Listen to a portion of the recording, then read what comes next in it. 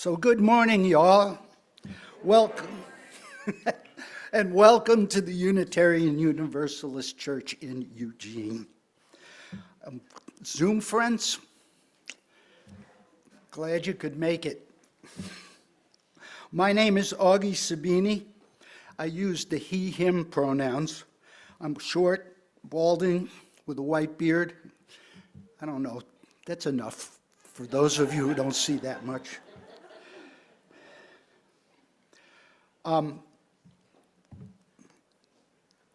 If you're in the Zoom, you can find a visitor form in the chat if you're new, see? And fill it out, and you'll be getting the emails. Anyway, special word to our children. You are very warmly welcomed here. And if you like, you are invited to join us up front. But actually, we don't have your table here, so never mind. You can come later. We are glad if you came. Speaking of children, we have someone here who's like done the whole thing from child to adult. We'll talk about that later.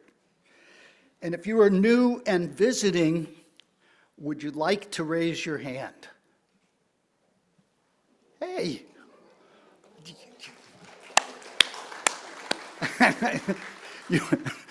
You are being outed.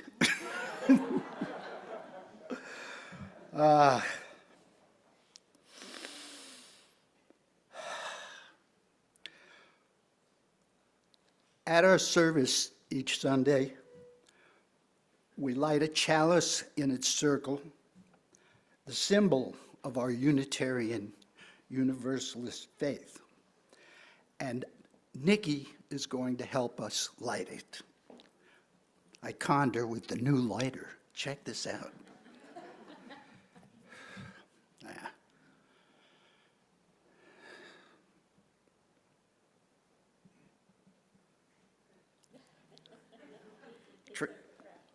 Yeah.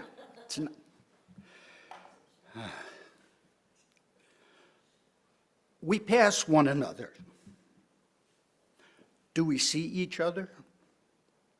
Do we nod, tip a hat, smile, catch an eye?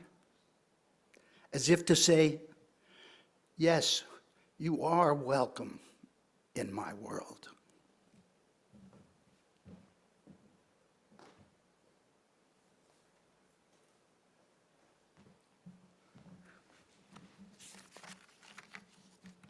Good morning.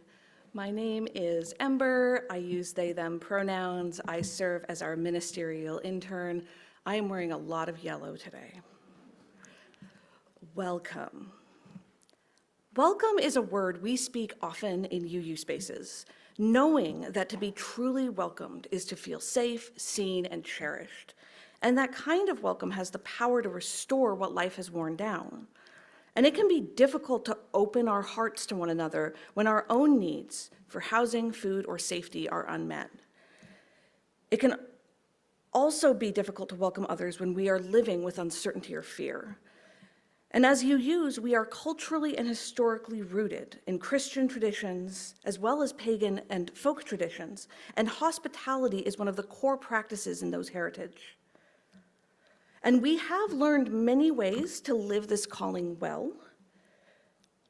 This congregation partners with St. Vincent de Paul in the Tiny House Project, creating practical housing solutions for those who struggle with housing stability.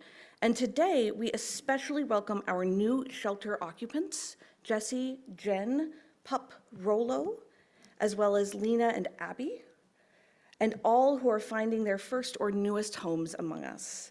And if you see our new neighbors, please feel free to wave, or as Augie suggested, tip your hats. Today, we gather to imagine and to practice the kind of welcome that heals, that restores dignity, and that invites every person to belong fully.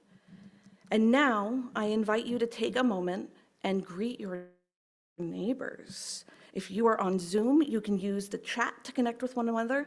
And I know that we don't always love this practice, so if it helps, what is one thing you're looking forward to this week?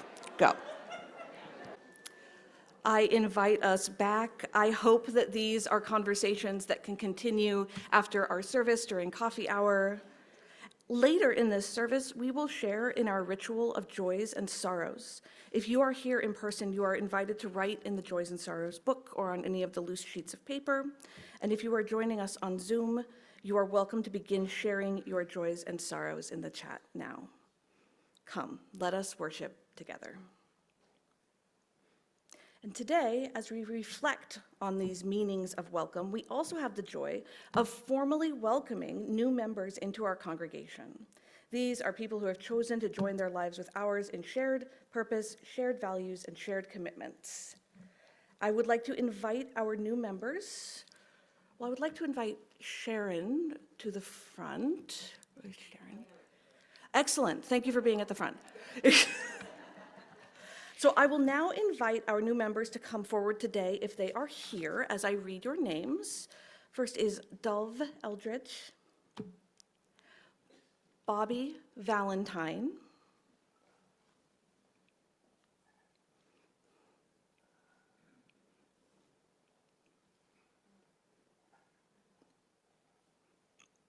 Ren Riley,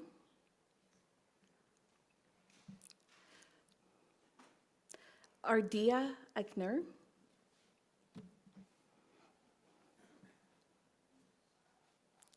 Jim Bronson, Sandy Goldie, Adele Hutchins, Ken Jones, Jason Morris, and Nicholas Hugo. And if we want, we can block the chalice, it's okay.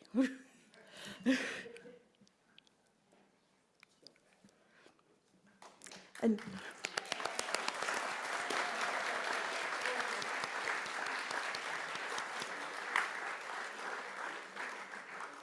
now I invite us, both new members, longtime members, and friends, to rise in body or spirit and join in a shared reading of our covenant, the promises that bind us together in this UU congregation.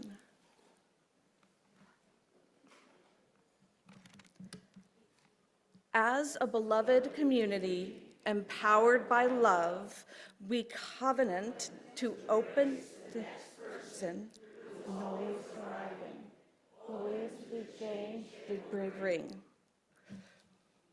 We covenant to trust others in their identity and truth and work to be trustworthy. We covenant to speak our truth bravely and gently as we do in love and peace. We covenant to make efforts to understand the views of others and make amends when intentions and impact collide.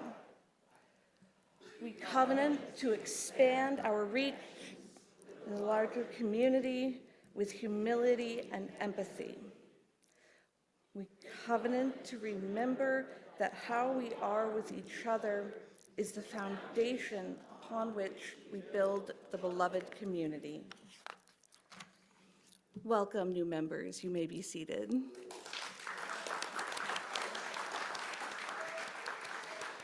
While you are among us, may you seek, find, and remain curious about all that unfolds.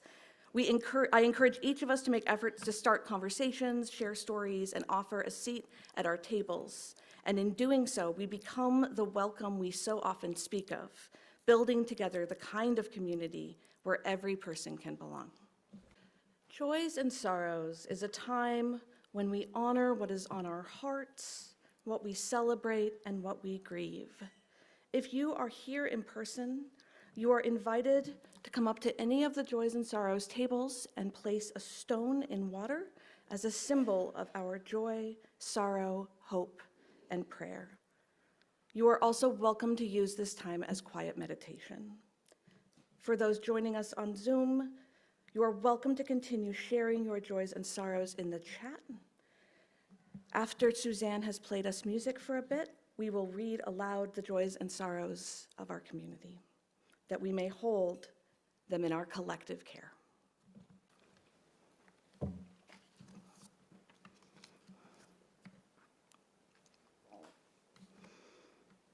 The setting is early 2021, still very much the first year of the pandemic. And I was living in Seattle. I was coming out of years of housing instability, and I remember that the city felt simultaneously emptier and vaster than it had ever felt, while also feeling like walls were crumbling in around me. I was a full-time student, I was in my undergrad, and because of all of the things connected to the pandemic, I wasn't working and was really, really struggling with housing stability. I had gone through just all of these phases of really toxic living environments, trying to figure this out. And in the end, I posted a very honest ad to the internet that said, if I can't find housing that I can manage in Seattle, I'm probably gonna have to move back in with family, and I'm probably gonna have to get rid of my cat, Kuma. And then Kuma had been my only stable companion through this time. So I put this ad out into the universe, and I expected rejection or silence or deeply sketchy responses. And instead, I received an email from a retired couple, John and Kathy, who said they had housed students before, that they just like giving people in transition space to get through their education, and that they would not charge me rent. And my first response was suspicion. This was way too generous and way too much to offer, but I didn't have a ton of other choices. So we did a couple of interviews. We both asked each other very careful questions, and in the end, I accepted. And on my first night there, we sat down for dinner together, and as we were eating, they mentioned casually that they were Christians who were very involved in their Methodist church, to which I said, yeah, you have hymnals everywhere, I can tell. But they immediately followed that with, but don't worry, we would never try to convert you, because Jesus just wouldn't like that. In chapter 25 of the Gospel of Matthew, Jesus tells his followers, I was a stranger, and you welcomed me. That verse has become a cornerstone of Methodist social ethics, especially among those who carry forward John Wesley's emphasis on grace made real through service. It is not enough to hold the right beliefs. Faith must move through the body and out into the world. Methodist theology at its core does not just say that people are welcome. They ask what conditions are necessary to make that welcome real. Kathy and John's church had been pondering converting their building into low-income housing for years, and the pandemic gave them an opportunity to move forward with that project. As UUs, we inherit our sense of welcome from many streams of tradition. Some are pagan, some are Christian, some are folk practices. It is a vision we aspire to, yet living it out is harder than just naming it. I am a person who has long struggled to feel truly welcome in most spaces, and especially in spiritual spaces.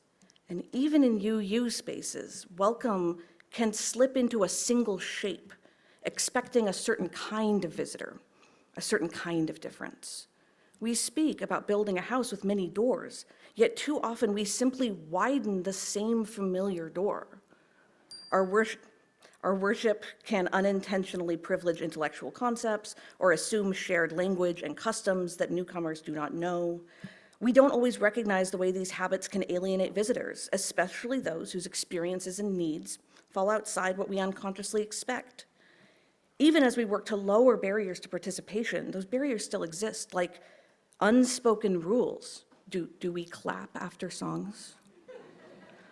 Unexamined power structures, like who is actually in charge at any moment, and social cues can be really hard to navigate, especially for those with neurodivergencies and cultural difference.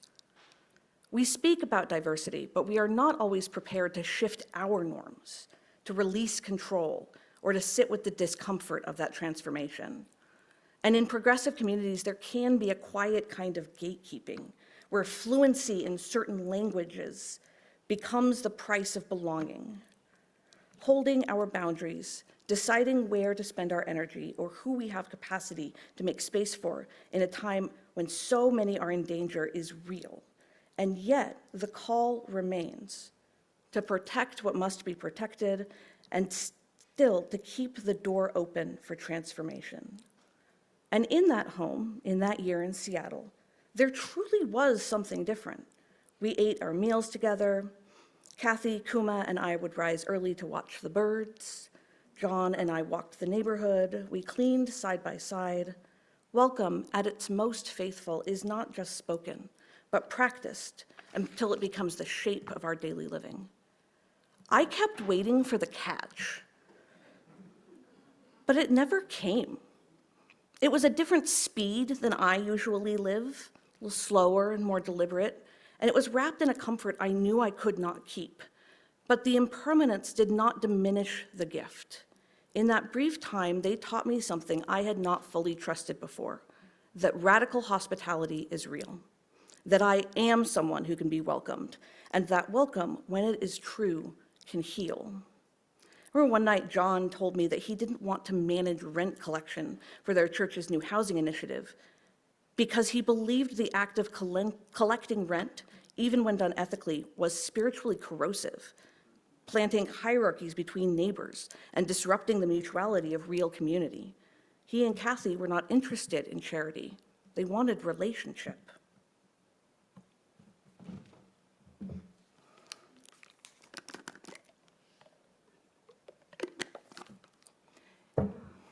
In many pagan traditions, hospitality is a sacred practice woven into spiritual life. To open the door to another is to open the door to the divine, because you never truly know who or what might be arriving at your threshold. The guest could be a god in disguise, a wandering spirit, or an ancestor sent to test the depth of your heart.